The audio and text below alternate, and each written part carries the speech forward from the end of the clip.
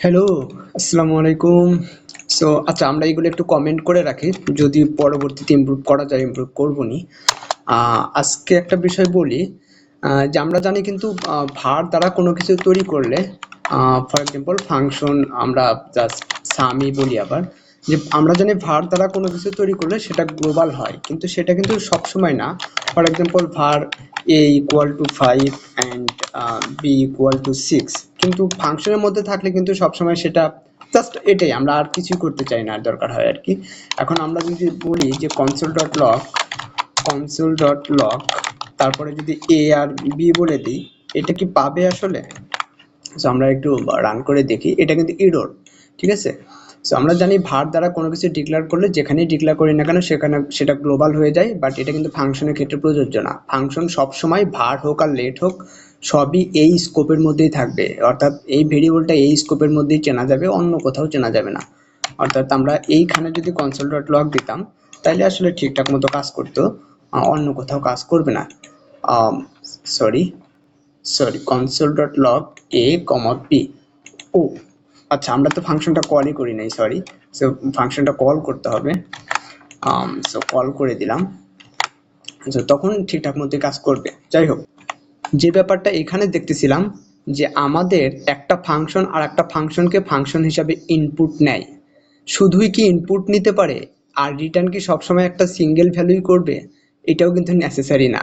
So রিটার্নও কিন্তু একটা আলাদা ফাংশন হতে পারে। সো আমরা আমরা ফর এক্সাম্পল এটা দেখি, আমরা কি করা যাইতে পারে। ফর এক্সাম্পল আমরা আসলে কি বলি, কাউন্টার একটা বলে আর কি, সরি কাউন্টার হয়ে গেছে, কাউন্টার বলি। সো কাউন্টারের মধ্যে কাজ হইতেছে, ধরেন কোনো একটা ভ্যালু কাউন্ট করা। হ্যাঁ, আসলে আমরা count equal to let count দিই, লেট কাউন্ট ইকুয়াল টু 1 দিয়ে দিচ্ছি ফর এক্সাম্পল, এবং এইখানে আমরা একটা রিটার্ন করে দিতে পারি। রিটার্ন রিটার্ন এই রিটার্নের মধ্যে আমরা একটা ফাংশন রিটার্ন করে দিতে পারি। ফাংশন এইটার মধ্যে আমরা বলে দিতে পারি যে কাউন্ট নামের একটা, বা ইনক্রিমেন্ট নামের একটা দিতে পারি, ইনক্রিমেন্ট। সো ইনক্রিমেন্ট এই ফাংশনটা একটা বলে দিতে পারি। ফাংশনটার ভিতরে আমরা যেটা বলে দিতে পারি যে count count plus equal to 1, কাউন্টের ভ্যালু এক করে বাড়বে এবং আসলে রিটার্ন করবে সেই কাউন্টটা। খুবই সিম্পল কথা যেটা আমরা করলাম, যে এখানে আমরা রিটার্ন করতেছি আর একটা ফাংশন। ওকে, একটা ফাংশনই রিটার্ন করতেছি, যে ফাংশনটা আমরা প্রথমে একটা সিম্পল ভ্যালু রিটার্ন করি আর কি এই ফাংশনের। ফর এক্সাম্পল 6 রিটার্ন করতেছি আর কি।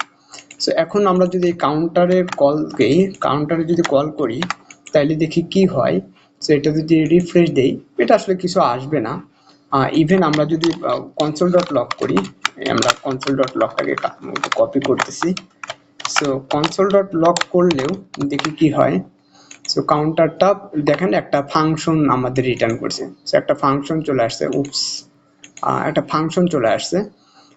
তার মানে এই ফাংশনটাকে আপনি চাইলে এখন, যেহেতু এটা একটা ফাংশন, মানে এই রিটার্নটা একটা ফাংশন আসতেছে, সুতরাং এই ফাংশনটাকে আপনি এখন কল করতে পারবেন।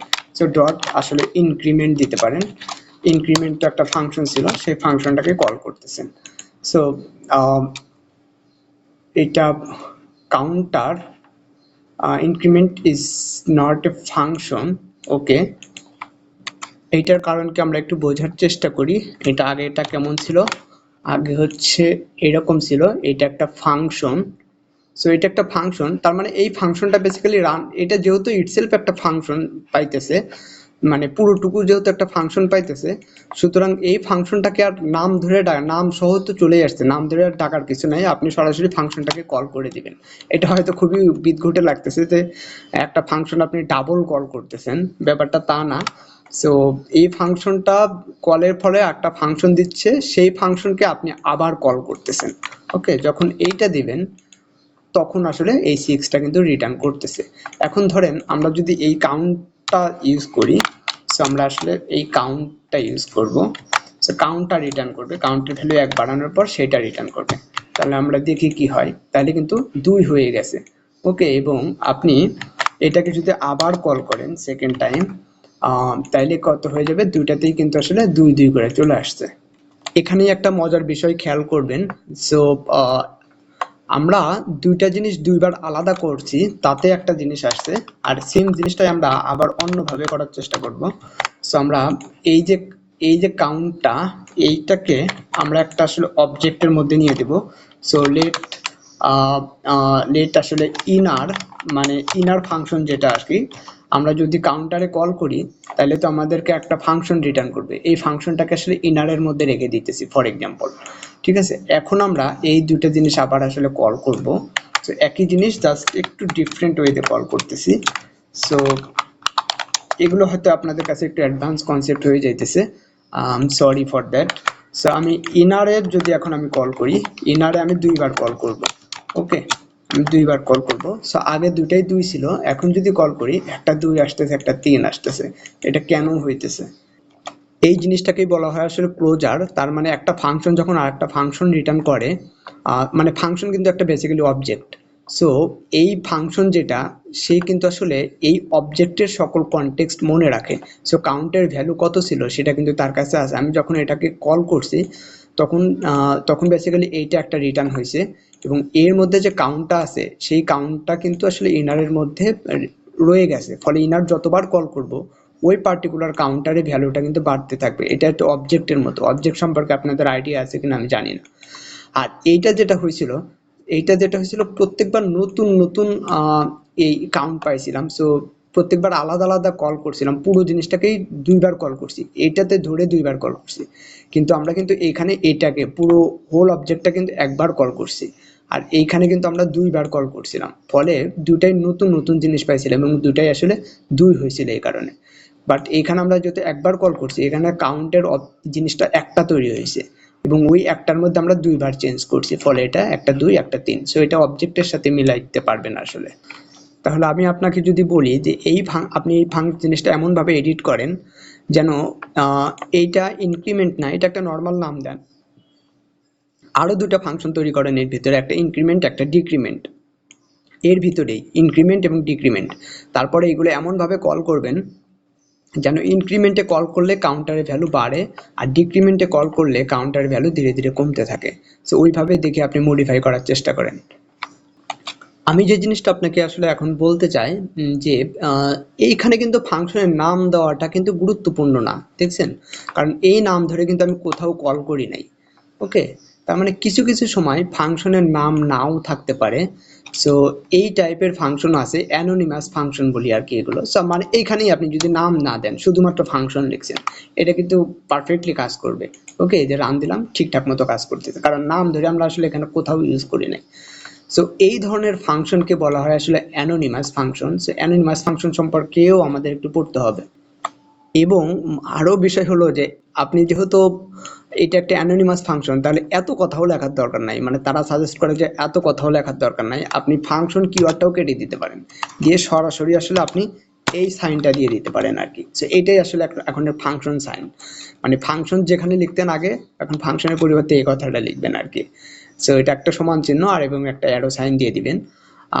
আর এই ফাংশনের যে প্যারামিটারের ইয়াটা আছে ওটা রাখবেন আর কি, ইন কেস কারো প্যারামিটার দরকার হয় সেটা এখানে লিস্টটা দিয়ে দিবে। আর এইটা হইতেছে ফাংশনের বডি। ঠিক আছে, সো এটাও কিন্তু আপনি যদি রান দেন এটা ঠিকঠাক মতোই কাজ করবে। সো এইটাই হইতেছে আসলে অ্যানোনিমাস ফাংশন, যে ফাংশনের আসলে কোনো নাম নাই, ফাংশন লেখাটাও ইনফ্যাক্ট নাই, কোনো কিছুই নাই। সো এই ফাংশনের আপনি প্রচুর ব্যবহার দেখবেন, আমিও ব্যবহার করবো আসলে ইনফ্যাক্ট সামনে। তাহলে এবং এই ফাংশনটাকেও কিন্তু আপনি আসলে আর একটা ফাংশনের মধ্যে পাস করতে পারবেন। ফর এক্সাম্পল এখানে যে আমরা ফাংশনের মধ্যে আর একটা ফাংশন অ্যাড নামের একটা ফাংশন বানায় তারপরে পাস করছিলাম, আপনি চাইলে এগুলোকেও কিন্তু অ্যানোনিমাস করে সরাসরি পাস করে দিতে পারতেন আর কি। তো এগুলো কিন্তু আমরা দেখবো আর কি। হ্যাঁ, এগুলো একটু মানে মেন্টালি আসলে প্রিপেয়ার্ড হন যে এগুলোকে অ্যানোনিমাস ফাংশন বলা হয়। চলেন আমরা সেরকম কিছু একটা দেখেই ফেলি। সো এগুলো আমরা কমেন্ট করে দিই। আপনাদের যে টাস্কটা দিয়েছিল সেই টাস্কটা আপনারা সলভ করার চেষ্টা করবেন। কিন্তু ধরেন আমরা একটা প্রিন্ট ফাংশন তৈরি করতে চাই এখন। সো প্রিন্টের মধ্যে সে ধরেন একটা ফাংশন এক্সপেক্ট করতেছে, আমরা ফাংশনের জন্য ফান লিখলাম এবং আসলে দুইটা প্যারামিটার দিলাম, যে দুইটা সংখ্যার ধরেন সিম্পলি যোগফলটাকে সে প্রিন্ট করবে। হ্যাঁ, এইটাই আর কি। সো এখন যদি আমরা তাহলে কি বলি যে আমরা console.log এটা করতে চাই। সো এবার আমরা ফান যেটা ফাংশনটা আছে ফানের ভিতরে আসলে a, b দিয়ে দিলাম। সো বেসিক্যালি দুটার যোগফলটা প্রিন্ট হবে। হ্যাঁ, এখন আমরা এটাকে কল করব আর কি। সো আমরা আসলে প্রিন্ট ফাংশনটা কল করব, সরি প্রিন্ট এই ফাংশনটার মধ্যে তাহলে আমাদের কিন্তু আসলে একটা যেহেতু প্রথমটা একটা অ্যানোনিমাস ফাংশন এক্সপেক্ট করতেছি এবং ফাংশন কিন্তু আমরা দুইটা প্যারামিটার রাখবো আর কি, এমন একটা ফাংশন পাস করব। সো আমরা চাইলে একটা এইভাবে দিয়ে দিতে পারি ফাংশন, আমরা বলে দিই যে মাই ফান বা সাম নামের একটা ফাংশন দিই। সো সামের মধ্যে আসলে এ বি দুইটা প্যারামিটার দিলাম এবং আসলে কি করতে পারি যে রিটার্ন এ প্লাস বি। সো দুইটা রিটার্ন এ প্লাস বি দিয়ে দিচ্ছি। এবং আসলে আমরা যেটা করি যে এ বির ভ্যালু আসলে একটা 5 এবং একটা 6 দিচ্ছি। দেখি এটা কি হয় আসলে। সো রান করলে কিন্তু 11 আসতেছে। এটা একটু বোঝার চেষ্টা করেন। এখানে এই প্রিন্ট ফাংশনটা 3টা প্যারামিটার নিছে। সো আমরা এই প্রিন্ট ফাংশনটা 3টা প্যারামিটার দিছি। প্রথম প্যারামিটার হইতেছে এতটুকু, পুরোটুকু একটা ফাংশন, ঠিক আছে। আর দ্বিতীয় দুইটা প্যারামিটার হইতেছে দুইটা নাম্বার। সো দুইটা নাম্বার দিছি। সো 5 6 তার মানে এখানে আসছে, এই 5 এবং 6 এখানে আসছে, আর ফাংশনটা ফাংশনের মধ্যে আসছে। তখন এই ফাংশনটাকে কল করা হয়েছে এই 5 6 দিয়ে, 5 6 এর যোগফল 11, 11টা এখান থেকে কনসোলে প্রিন্ট হয়েছে। ওকে, তার মানে বুঝতেইছেন যে এইখানে একটা ছোট্ট জিনিস করতে আমরা অনেক অনেক স্টেটমেন্ট লিখে ফেলছি, বা আরো বড় হইতে পারে আর কি। মানে বিশাল কিছু হয়ে গেছে। এটা একটু কমাইলে আর একটু দেখতে সুন্দর লাগতো বা ভালো লাগতো আর কি। সো এই জন্য যেটা করা হয় এইখানে কিন্তু এই যে সাম কথাটার কিন্তু এখানে কোনো ভ্যালু নাই, সাম কোথাও ইউজ করা হইতেছে না, মানে সাম লেখাটা কোথাও ইউজ করা হইতেছে না। তার মানে কিন্তু আমরা এই পুরো জিনিসটা কেটে ফেলতে পারি। হ্যাঁ, আমরা সিম্পলি এটা কেটে ফেলতে পারি এবং আমরা বলছি যে কেটে ফেললে আমাদের কি দিতে হবে, এই সাইনটা দিয়ে দিতে হবে আর কি। এবং এটা যদি দেন এটা ঠিকঠাক মতো কাজ করবে, 11 কাজ করতেছে কিন্তু। ওকে, এমনকি আপনি যদি শুধুমাত্র বডির মধ্যে, এই যে বডির মধ্যে শুধুমাত্র যদি একটাই স্টেটমেন্ট থাকে তাইলে আপনাকে এত বড় বডিও লেখার দরকার নাই, আপনি সিম্পলি এইখানে এইটা করে ফেলবেন আর কি। সো রিটার্নও লেখার দরকার নাই, আপনার রিটার্নও লিখতে হবে না, সিম্পলি আপনি এটা দিয়ে দেন, ঠিক আছে। এটাও যদি রান করেন তাও ঠিকঠাক মতো কাজ করবে। তাহলে দেখেন ইফেক্টিভলি এটা কিন্তু একটা ফাংশন, যে ফাংশনের দুইটা প্যারামিটার এবং রিটার্ন করে a প্লাস বি, অর্থাৎ রিটার্ন একটা স্টেটমেন্টই শুধু ছিল, মাল্টিপল স্টেটমেন্ট থাকলে কিন্তু হবে না, শুধুমাত্র একটা স্টেটমেন্ট। সো দেখেন কতটা সিম্পলিফাই হয়ে গেল জিনিসটা, একেবারে ছোট হয়ে গেছে। এখন দেখতে কিন্তু অনেক সুবিধা লাগতেছে যে আমরা এখানে একটা ফাংশন পাস করছি আর এখানে দুইটা আসলে ভ্যালু পাস করছি, দুইটা ভ্যালু পাস করছি। So fun of A B যখন লিখছে এফেক্টিভলি এ প্লাস বি লেখা হয়েছে এখানে, ঠিক আছে। এটা ওইটা দ্বারা রিপ্লেস হয়েছে আর কি, ফান অফ এ বি এটা রিপ্লেস হবে আসলে এ প্লাস বি দ্বারা, এবং আসলে আলটিমেটলি এটা রান করবে। সো এটা খুবই সুন্দর। যদিও যাদের, আমি ঠিক জানি না আপনাদের বুঝে আসছে কিনা, বাট এটা কিন্তু ইউজ করতে হবে আসলে অনেক। ইনফ্যাক্ট মডার্ন প্রোগ্রামিং ল্যাঙ্গুয়েজগুলো এটা বেশ বেশ বেশ ইউজ করে আর কি। সো আমরাও ইউজ করব। তাহলে আপনাদের আরো একটা কাজ দেই, সেই কাজটা হচ্ছে এই যে আমরা মাল্টিপ্লিকেশনের জন্য এত কিছু লিখছিলাম, এই মাল্টিপ্লিকেশন অ্যাডের জন্য এত কিছু লিখছিলাম, ঠিক বুঝতে পারতেছি না সোফার নলেজ দিয়ে এটা আরো ছোট করা যাবে মনে হয়, যাবে না, এটা পরে করতে হবে। ঠিক আছে, এটার জন্য আরো কিছু হায়ার জিনিসপত্র শিখতে হবে, যে আমরা এত বড় জিনিস যখন আমরা ছোট করে এই ফাংশনের মধ্যে পাঠাবো তখন আসলে আমরা কিভাবে পাঠাবো, সেটার জন্য আরেকটু ধৈর্য ধরতে হবে। সো আপাতত এতটুকু শিখেন। So goodbye, thank you.